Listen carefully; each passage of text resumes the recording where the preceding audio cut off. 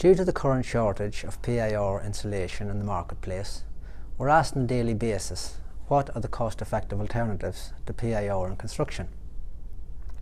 In one of our previous videos, we've looked at EPS insulation as a very effective alternative to PIR in flooring applications. In another of our videos, we've looked at Accredited Construction Details and how they can be used to significantly reduce thermal bridging in construction, and together with that, significantly reduce costs. Today we're going to look at how EPS insulation can be combined with our Quinlite ACDs to avoid delays on site, to save money, and if required, to improve your building energy rating. We recently worked with a large developer and done some value engineering to see how we could avoid delays on the sites and save them money. So we took a typical 1500 square foot semi-detached house and we looked at the original specification within the PIR calculation to see what we could do to save money on the house. In the original specification, the floor had a U value of 0.15, achieved with 110mm of PIR insulation. The walls had a U value of 0.15, also achieved with 125mm of PIR insulation. And the roof had a U value of 0.11, achieved with 400mm of mineral wool. There were 4 number PV panels on the roof to achieve the renewable energy contribution requirements. And notably, the default Y factor of 0.08 was used, which in most cases is a gross overestimation of the heat loss from thermal bridging from houses. In addition to these inputs, various other inputs including double glazed windows, gas boilers, air tightness, etc. remain constant throughout the process, so we don't need to look at those in detail. So based on the original specification and the inputs into the PIR calculation, here we've listed the outputs for the original specification. We have an A3 rated dwelling. We have a primary energy consumption of 50.56 kilowatt hours per metre squared per year.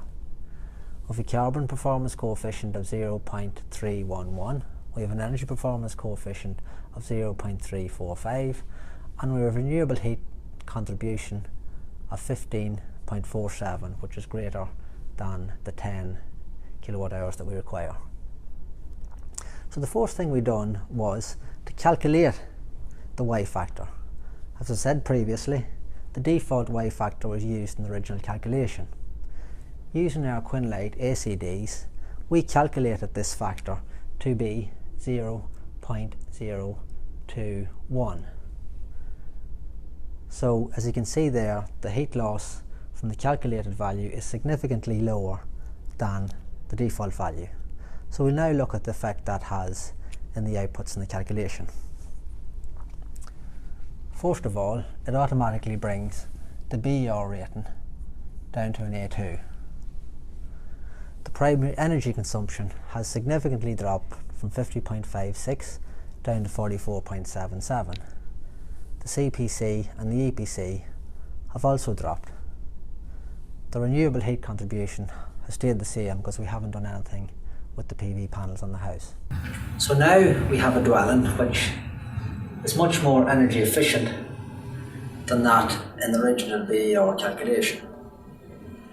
So we've done some value engineering then to see how we could help the developer avoid delays due to the PIR shortage and also save some money. So the first thing we looked at was the floor insulation. The original specification had 110mm of PIR insulation, achieving a U value of 0.15 in the floor. What we done was directly swapped out 110mm PIR for 110mm Quinlite pack EPS PIR insulation, and that gave us a U value of 0.19 watts per metre squared Kelvin. There's no underfloor heating in this house, so this value still meets Part L regulations. So we look now the effect this has on the outputs of the calculation. So by changing our U value from 0.15 and the floor to 0.19, the primary energy consumption only jumped slightly from 44.77 to 45.72. So we still have an A2 rated house. Our CPC and our APC also jumped up only slightly, and our renewable energy remained the same because we've done nothing with the PV panels on the roof. So by changing from 110mm PIR to 110mm Quinn Leg Pack EPS PIR, we've automatically saved €400 per house. And we've also improved energy rating from an A3 down to an A2. So that was a huge saving for the developer straight away. Next, we looked at the wall insulation and also at the PV panels on the roof. The original specification of the walls was 125mm PIR, achieving a U value of 0.15.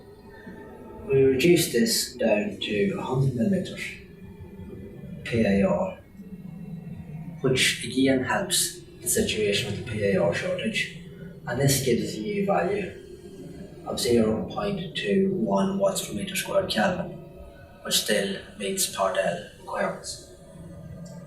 We didn't do anything with the roof insulation, but we reduced the number of PV panels on the roof from 4 down to 3. So that's going to have an effect on the renewable heat contribution. So we'll take this now and apply it to the calculation and see what our outputs are.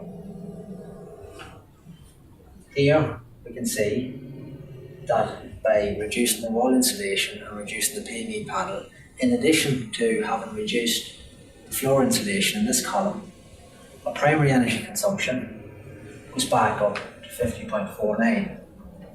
Our CBC goes back up to 0.312 and our APC goes back up to 0.345. And notably this time, our renewable heat contribution has come down from 15.47 to 11.61, which is still greater than the thermal equivalent requirement of 10 kilowatt hours.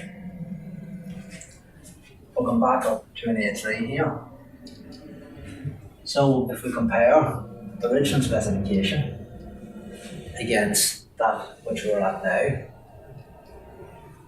you can see here that the figures for your primary energy consumption, your CPC and your APC are very similar, and your renewable heat contribution has reduced.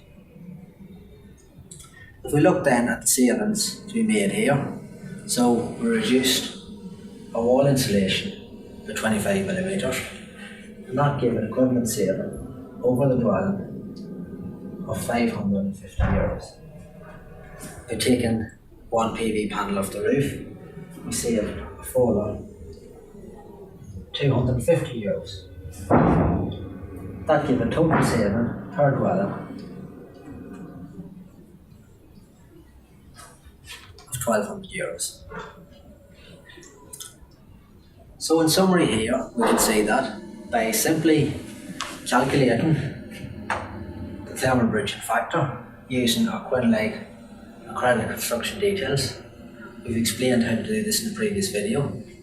We can both help the developer save money, significant amount of money. There were 300 houses in this site, so that amounted to a total saving of €360,000, as well as overcome the issue with the PIR shortage.